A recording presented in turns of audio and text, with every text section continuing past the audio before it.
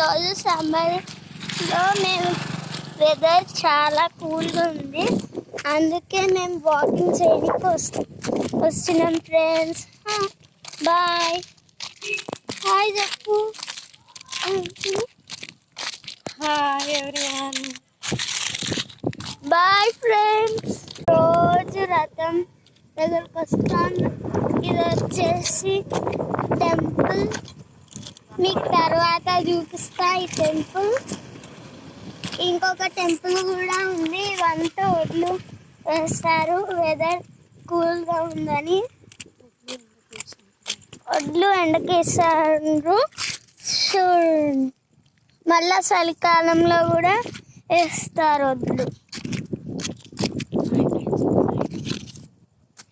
ఇది వచ్చేసి